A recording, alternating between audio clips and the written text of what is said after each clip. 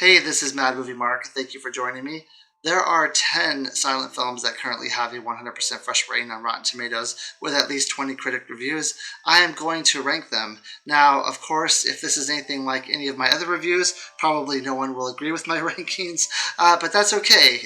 We're allowed to have separate opinions. Just please, if you're going to leave a comment, be nice about it. Make it so that my 1.5-year-old daughter can read these comments when she's older. So at number 10, I have Buster Keaton's The Navigator. Now, Buster Keaton, like a lot of his movies, he directed this movie and starred in this movie. It is one of two of his movies on this list. I thought that The Navigator was just a lot of gags, a lot of jokes, a lot of one-off funny bits, but for me, the plot was really weak, and everything else about the movie was kind of drab. I couldn't really get into it that much. Now, I did laugh out loud at a bunch of different parts, but there are a lot of silent films in this era that are really deep and meaningful, including the comedy ones, the funny movies, and this just wasn't there for me. There just wasn't a lot of substance. It's definitely the weakest of the 10 for me, so it's number 10 with a 6.5. At number 9, I have the movie The Last Laugh. This is a German film that explores the themes of pride, dignity, and social status. The story follows an aging doorman at a luxurious hotel whose pride and identity are deeply tied to his prestigious uniform and his position. Now, his original position at this hotel, which he held for a very long time, was to help clients and hotel attendees with their baggage on their cars. So the baggage would be laying on top of the cars. He would get the baggage down. He would help them inside the hotel, help them to their room if that's what he needed. But he was in a very client-facing position at this hotel. He wore a uniform. Everyone in town loved him because of how great he was with people, how helpful he was because he wore this uniform. It was considered a prestigious and high position at this hotel, and it's just a position that made him very happy. He had a lot of joy in what he was doing. And then one day he's demoted to a washroom attendant, and he is absolutely devastated. The reason why he's demoted is because he's getting older. He's not as strong as he used to be. His bosses see him struggling trying to get baggages off the top of cars. So they hire someone younger, someone who is better suited for this position, and they put him in the washroom. Now, he, of course, loses his status. He's kind of the laughingstock of the city, of the town. At first, he doesn't even tell people about this. His wife has to find out about it, and it's in an embarrassing manner that she finds out about this. So he loses a lot of the respect he had from his wife and from the neighborhood. He becomes an alcoholic. He drinks heavily. He hits rock bottom, essentially. Now, eventually, he does get revenge and rise back up and get his status and his prestige back, which is why this is called The Last Laugh. But he does have to hit rock bottom before he does that, and it is really a tough climb for him. This movie is considered incredibly innovative because it was one of the first movies that used an unchained camera. Now, one reason why it's number 9 on my list, because I do love this movie, I thought it was really great, it's just the quality of the film was really bad, and it's like this in every copy that I found streaming. Everywhere that I could find this movie, the quality is bad. It just doesn't hold up like a lot of the other movies do, and for me, that made it a little tedious to watch. I had a little bit of a difficult time with it. It is a little bit slower than some of the other movies too, but all in all, it's a solid movie. I gave it a 7 out of 10. At number 8, I have the swashbuckling pirate film, The Black Pirate. This movie stars and was produced by Douglas Fairbanks, and the story follows a nobleman who, after surviving a pirate attack that kills his father, infiltrates the pirate crew to seek revenge. Disguised as the daring Black Pirate, he gains the pirates' trust by showcasing incredible skill and courage, including a famous stunt where he single-handedly captures a ship. Now, this movie has stunning visuals. I thought that Douglas Fairbanks was absolutely amazing in this movie. There's some crazy stunts that he does. I didn't know, this was my first time seeing a Douglas Fairbanks movie, and I didn't know that he did these crazy stunts. I'm assuming he did them on his own, but they're absolutely stunning. And as the story unfolds, he must navigate treachery to protect a kidnapped princess and ultimately bring the pirates to justice. This movie was shot in two-tone Technicolor and is celebrated for its vibrant visuals, thrilling action sequences, and Fairbanks's charisma. I thought he did an incredible job in this movie. It is a great pirate movie. Now, there are better pirate movies that are 100% fresh on Rotten Tomatoes, but this one is quite good. Very action packed. A little bit long for me. There are some scenes that are a little drawn out, but all in all, I thought it was a decent movie, and it's number 8 on my list. I gave it a 7.5 out of 10.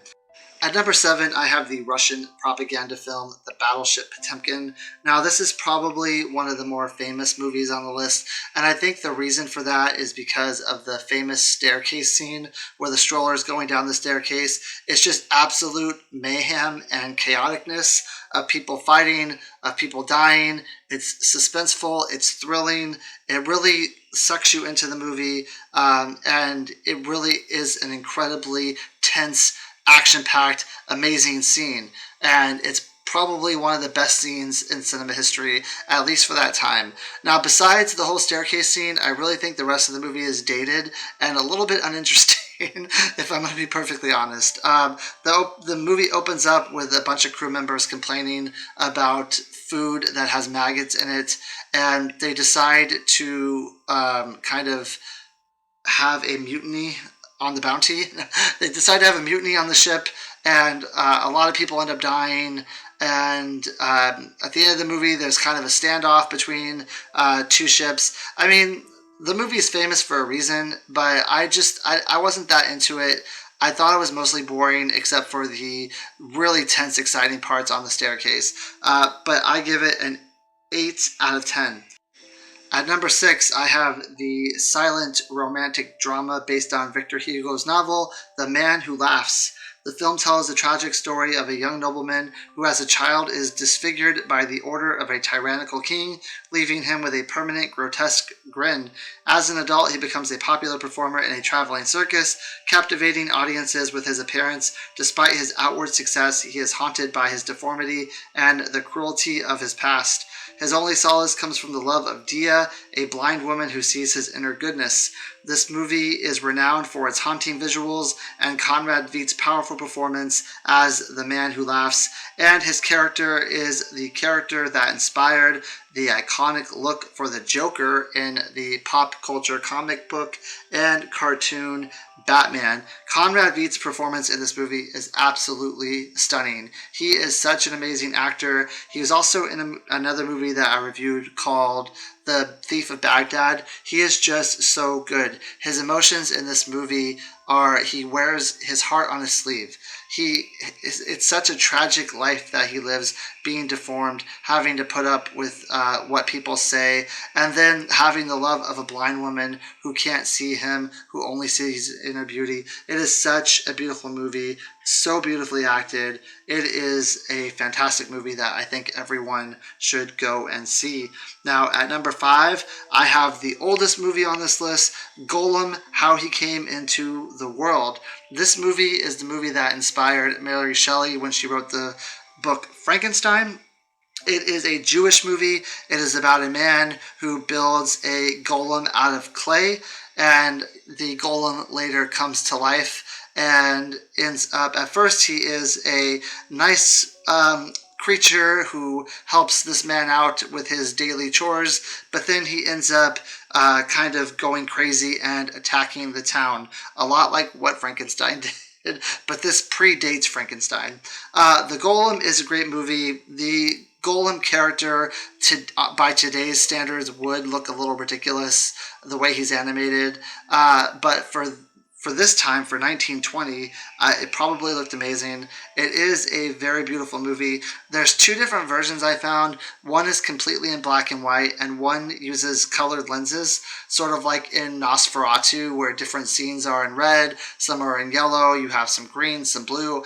If you're going to watch this movie, I would definitely watch it with the colored lens version, because it is just so much better. It is so much more impactful. This movie is emotional, and it is terrifying, and I thought it was absolutely phenomenal. At number 4, I have The Adventures of Prince Ahmed, which I gave a 9 out of 10 to. This is the oldest surviving animated movie. There were a couple more animated movies that came before this one, but this one is the oldest current surviving animated movie. It is based on the story 1001 Nights and is crafted using intricate silhouette animations. It follows Prince Ahmed, who is tricked by a sorcerer into riding a magical flying horse that takes him to distant lands.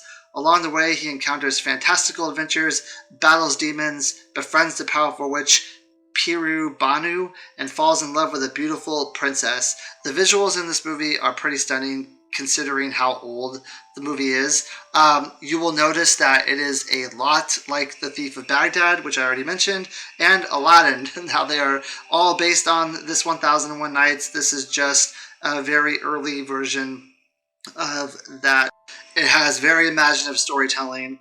It is a pioneering masterpiece in animation history, and it is just a fantastic film. And I love seeing older versions of stories that I'm familiar with, like Aladdin, like The Thief of Baghdad. It's a joy to watch. If you have a chance and you can watch it on YouTube. It's very old. I would recommend watching The Adventures of Prince Ahmed. At number 3, I have the movie The Cameraman. This is another Buster Keaton movie, only this is probably one of my favorite Buster Keaton movies of all time. I think it has the best story. It is absolutely hilarious. It has a running gag where he has a camera that he continuously accidentally runs through a window, and it's absolutely hilarious. There is suspenseful scene later in the movie where he's filming like a shootout between two gangs. It is absolutely thrilling. It is hilarious. It is amazing. The acting is beautiful. Some of the best camera work I've seen in a long time. Fitting that the movie is called The Cameraman. And it's a beautiful movie to watch. Basically, it's about this guy who's a clumsy but determined pen-type photographer who falls for a young woman working at a newsreel company. To win her affection and secure a job, he buys an old movie camera and sets out to become a newsreel man. Now, he has inexperience, but he finds himself caught in a series of comedic misadventures, including chaotic filming attempts and hilarious mishaps in New York City. The end of this movie is also incredibly beautiful. Now, there are a lot of silent films that are moving. In fact, the number 1 on my list is probably going to be the most moving movie for me ever. But this movie, the end of this movie, it has all the feels. It is very dramatic. It is incredibly touching. It's incredibly moving. And the love story in this movie is absolutely beautiful. I would recommend this movie to anyone. The Cameraman is just an amazing movie to watch. At number 2, I have Gold Rush. Now, The Gold Rush was directed and stars my favorite silent actor of all time, Charlie Chaplin. It is a comedy drama that follows the adventures of Chaplin's iconic character, the Little Tramp, during the Klondike Gold Rush. The tramp travels to the Yukon in search of fortune, but faces harsh conditions, comedic mishaps, and hunger while stranded in a cabin with a fellow prospector and a fugitive. Along the way, he falls in love with a kind-hearted saloon girl, Georgia, and dreams of winning her affection despite its humble circumstances. Now, there's a lot of iconic scenes in this movie, one of which is the tramp eating a boiled shoe and performing the dancing roll scene. And another one is where his cabin is kind of tilting back and forth on top of this mountaintop, and the two people in the room have to keep going to different opposite sides of the room so that the whole building doesn't fall over. The movie is hilarious.